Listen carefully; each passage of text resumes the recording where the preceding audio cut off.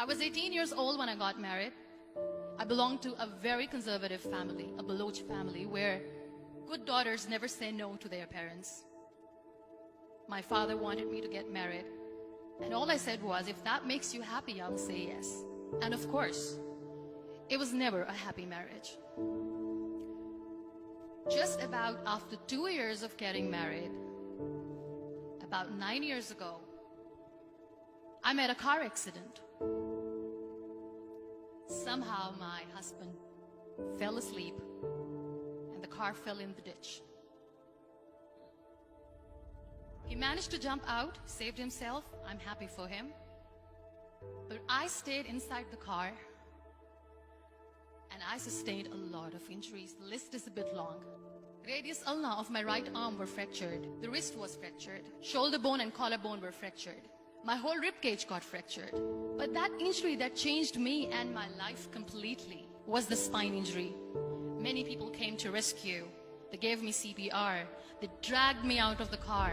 And while they were dragging me out, I got the complete transection of my spinal cord.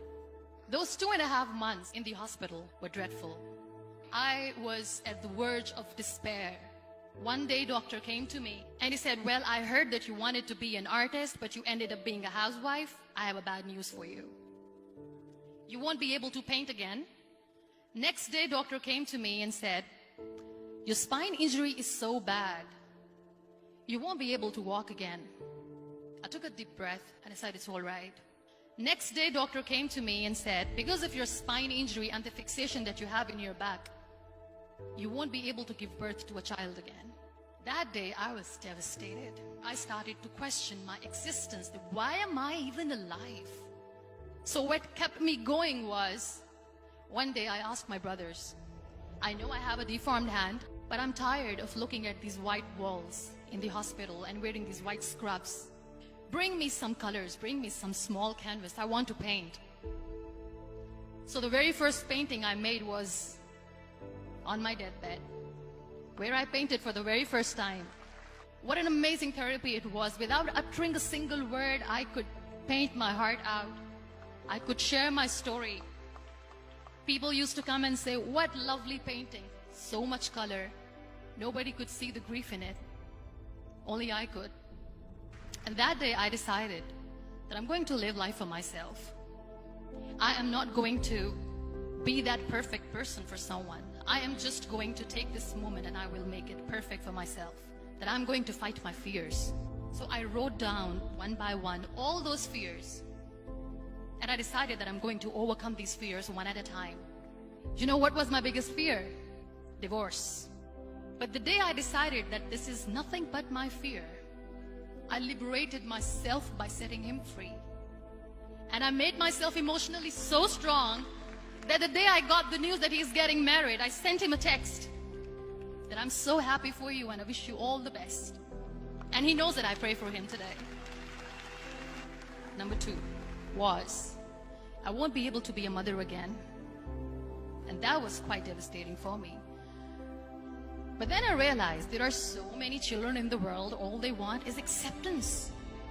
So there is no point of crying, just go and adopt one. And that's what I did.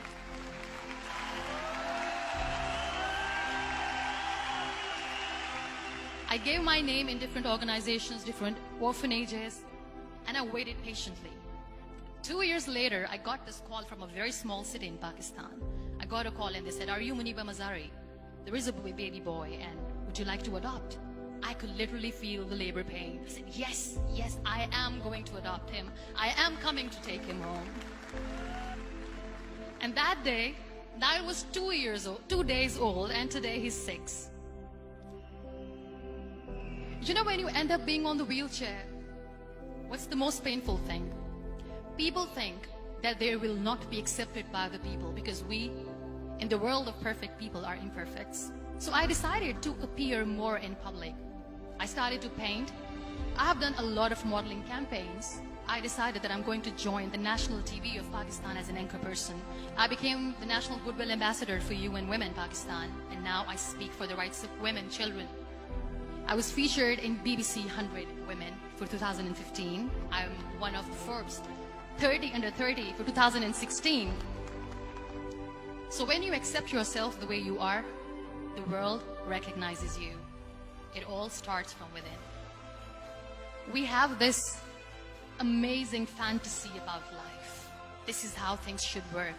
This is my plan. It should go as per my plan. If that doesn't happen, we give up. I never wanted to be on the wheelchair. Never thought of being on the wheelchair. This life is a test and a trial, and tests are never supposed to be easy. So when you're expecting ease from life, and life gives you lemons, then you make the lemonade, and then do not blame life for that. It is okay to be scared. It is okay to cry. Everything is okay, but giving up should not be an option. They always say that failure is not an option. Failure should be an option, because when you fail, you get up, and then you fail, and then you get up, and that keeps you going. Embrace each and every breath that you are taking. Celebrate your life. Live it. Don't die before your death. Real happiness lies in gratitude. So be grateful, be alive, and live every moment.